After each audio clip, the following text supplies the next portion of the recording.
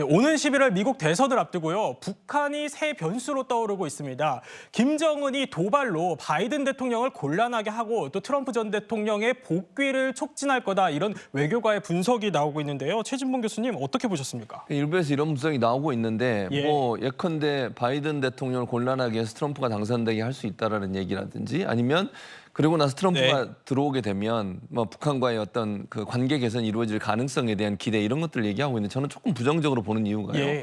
하노이 노딜에서 김정은 위원장이 그 트럼프 대통령에서 엄청난 실망을 했다고 그래요. 그러니까 막판까지 본인의 이익을 챙기려고 하는 트럼프의 또 협상이 되지 않은 부분에 대한 실망감이 큰데 과연 트럼프가 재집권한다 한들 북한과의 관계가 개선될 수 있을까? 저는 아니라고 보거든요.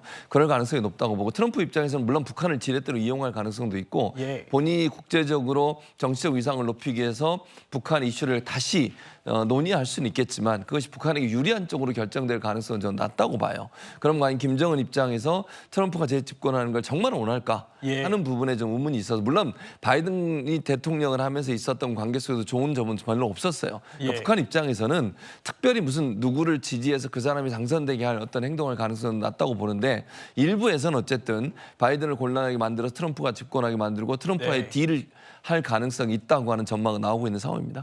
네, 좀 부정적인 전망을 주셨는데 이종근 평론가님 실제로 외교가에서도 이 트럼프와 김정은의 관계에 좀 부정적인 반응들이 나와요. 트럼프 전 대통령이 만일 재선을 해도 북한이 상대하지 않을 거다 이런 평가도 있더라고요. 네, 그렇습니다. 지금 최 교수님 의견과 거의 좀 유사한 그런 시각인데 왜냐하면 북한의 김정은 위원장은 이 북미 회담 하노이 노딜 때문에 굉장히 곤경을 치렀거든요. 특히 이 자국의 그런 주민들에게 북미 회담과 관련해서 많은 선전을 노출을 했는데 그것이 실패로 돌아감으로써 그것을 회복하는데 굉장히 오랜 시간이 걸렸습니다. 그렇기 때문에 또다시 그런 화상을 입었다가는 자신의 지위가 흔들릴 수 있다. 이런 시각이 있고요. 이미 얻을 것을 이미 얻었다라는 시각도 있습니다. 얻을 것은 무엇이냐? 바로 국제적 적법성, 즉 핵을 갖고 있다라는 인식을 완전히 다 공유하게 만들었다. 그렇기 때문에 더 이상 북미 회담에서 크게 얻을 게 없다면 차라리 바이든이 되든 트럼프가 되든 큰 상관이 없다라는 입장을 취할 가능성이 있다라고 합니다. 네, 그렇군요. 트럼프와 김정은 두 사람에 대한 이 문재인 전 대통령의 평가도 화제가 되고 있습니다. 문 전 대통령이요. 퇴임 2주년을 맞아서 회고록을 출간을 했는데 문 전 대통령의 비화를 하나 공개를 했습니다. 트럼프, 김정은 두 사람이 솔직해서 좋았다. 이런 평가를 내놨더라고요. 김수민 평론가님 어떻게 좀 보셨습니까? 네, 아마 많은 국민들이 문재인 전 대통령에게 물어보고 싶었던 것일 거예요. 트럼프 전 대통령하고 김정은 위원장을 만나봤는데 그 사람들 어떻습니까? 이렇게 물어보고 싶었을 텐데 거기에 대한 답변이 나온 셈이고 사실 원래는 그 북미 정상회담이라든지 2018년에 그 무드가 도래하기 전까지는 트럼프, 김정은 전쟁을 해도 그럴싸하다라고 하는 양쪽 간에 다 거친 이미지에다가 굉장히 강경파들이라서 크게 다툼이 일어날 줄 알았는데 좀 반전이 있었던 그 시절에 이제 국면들을 보여주는 것 같거든요. 근데 오히려 어떤 때는 보면 역사의 어떤 국면에서 트럼프 전 대통령이나 김정은 위원장 같은 강경파들이 한번 작심을 하고 협상을 했을 때는 또 평화 무드로 그때 사실 잠깐의 무드이긴 했었습니다만 또 그렇게 돌입할 수도 있다라고 하는 그런 측면이 있는 거고 그때 이제 가까이서 같이 그들을 지켜봤었던 문 전 대통령 입장에서는 그때 국면에서는 또 그들의 장점들 이런 것들 솔직함 또 예의 바름 이런 것들이 또 부각이 되는 거고 그런 면에서는 자신은 좋았다 이렇게 얘기를 하는 것 같고 근데 반면에 아베 일본 전 총리에 대해서는 좀 아쉬운 마음을 드러내요. 그러니까 앞에서는 좀 어느 정도 얘기가 되나 했는데 나중에 돌아서면 좀 달라지더라. 이게 이제 문재인 전 대통령의 아베 전 총리에 대한 평가였거든요. 근데 제가 흥미로웠던 거는 북한에서 문재인 전 대통령을 보는 시각하고 비슷하다는 느낌이 들었습니다. 왜냐하면 사실 북한에서도 김여정이라든지 이런 사람들이 문재인 전 대통령에 대해서 냉면을 먹을 때는 이렇게 해줄 것처럼 요사를 떨더니 돌아서고 나서는 아무 말도 없다라고 얘기를 했었거든요. 근데 그건 어떻게 보면 문재인 전 대통령이나 아베 전 총리나 국내 여론이라든지 이런 것들을 감안해야 되는 민주주의 사회의 지도자이기 때문에 또 일어날 수 있는 현상이 아닌가 그렇게 보여집니다. 네, 그런데요. 이 회고록에서 문 전 대통령이 이런 발언도 소개를 해서 화제입니다. 평양 정상회담 당시 김정은 위원장의 발언인데요. 김 위원장이 연평도를 방문해서 주민을 위로하고 싶어 했다, 이렇게 말을 했더라고요. 여러 해석이 나올 수 있을 것 같은데 이종근 평론가님 어떻게 보셨나요? 네, 지금 이 회고록에는 몇 예. 가지 더 있습니다. 예를 들자면 김정은 위원장이 KTX를 타고 싶다거나 제주도의 한라산을 오르고 싶다거나 이런 예. 것과 함께 있는데 이 두 가지는 어느 정도 공개도 됐고 가능성이 있어 보여요. KTX와 관련해서 김여정도 그렇고 상당히 높이 평가했던 어떤 그런 기술이라고 합니다. 그래서 타보고 싶어 했다든지 제주도 역시 당시에 문재인 정부가 가능성을 타진하기 위해서 굉장히 여러 가지 어떤 그런 시나리오를 썼던 걸로 아는데 이 연평도 부분은 굉장히 민감한 부분이거든요. 예. 왜냐하면 우리가 희생자가 있었고요. 실제로 굉장히 많은 그런 뭐랄까요, 피해를 입었던 어떤 사건이고 또 북한 측에서 연평도와 관련돼서 자신들의 승리라고 이렇게 표현했었어요. 조선중앙통신이. 예. 그런데 그러면 굉장히 예민한 부분인데 가서 실제로 주민들을 만나서 피해졌던 주민들을 만나서 위로라는 말을 할 수 있었을까? 왜냐하면 조선중앙통신을 비롯해서 북한 주민들은 이 부분을 어떻게 또 여겨야 될지 이런 부분들이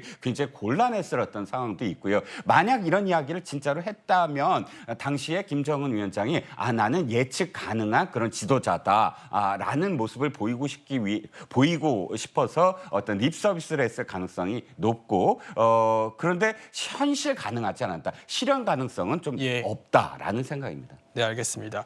그런데요, 당시와는 다르게 지금 한반도 정세는 얼어붙고 있습니다. 북한의 무력 도발이 계속되고 있는데요. 어제 북한은요, 또다시 탄도미사일 도발에 나섰습니다. 올해만 11번째 미사일 도발이라고 하는데 김정은 위원장은 최근 전술미사일 무기 체계를 점검하는 모습까지 공개했습니다. 조선인민군 중요 화력 타격 임무를 담당하고 있는 미사일 연합 부대들의 새로 장비시키게 될 전술 미사일 무기 체계를 료해하셨습니다. 경의하는 김정은 동지께서는 국방공업 기업소들의 올해 상반년도 생산 실적에 커다란 만족을 표시하시면서 2024년도 군수 생산 계획을 어김없이 수행하는 것으로서 우리 군대의 전쟁 준비에서 획기적인 효력을 안아올 때 대하여 특별히 강조하셨습니다.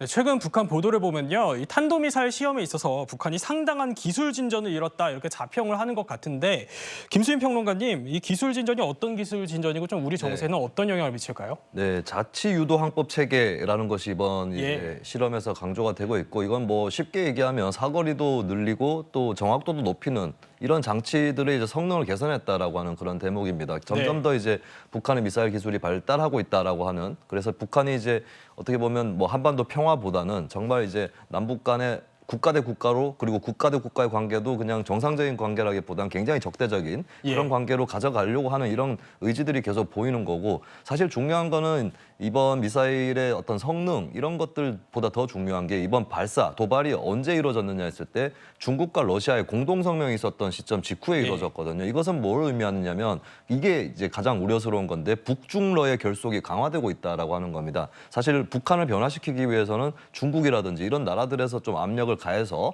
제재를 할 때는 또 동참을 하고 이렇게 해줘야 이제 대북 제재에도 힘이 실리는 건데 지금 유엔에서의 대북 제재 이런 것들 힘이 안 실리는 게 중국, 러시아가 이걸 방해를 하고 있거든요. 이런 굉장히 중대한 국면에 우리가 들어서고 있다라고 하는 이런 것들을 좀 정세적으로 참고를 해야 될 것 같습니다. 네, 이런 가운데요, 김정은 위원장의 딸이죠, 김주애가 2달여 만에 공개석상에 모습을 드러내서 화제입니다. 복장 규율이 엄격한 북한이지만요, 좀 생소한 복장으로 등장을 해서 여러 해석이 나온다고요. 허지은 변호사님.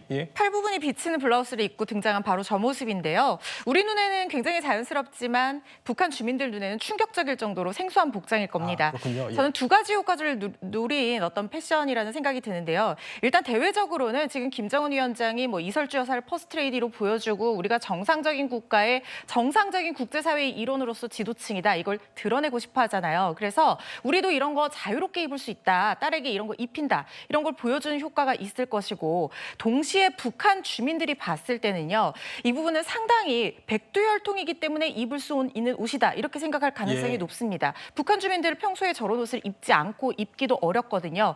나중에 이게 북한 내부의 어떤 유행을 선도하는 그런 효과가 있을지언정 일단 지금으로서는 주민들에게 우리는 다르다 이런 어떤 선민의식을 보여줄 수 있는 그런 패션이라는 생각이 듭니다. 네, 잘 들었습니다.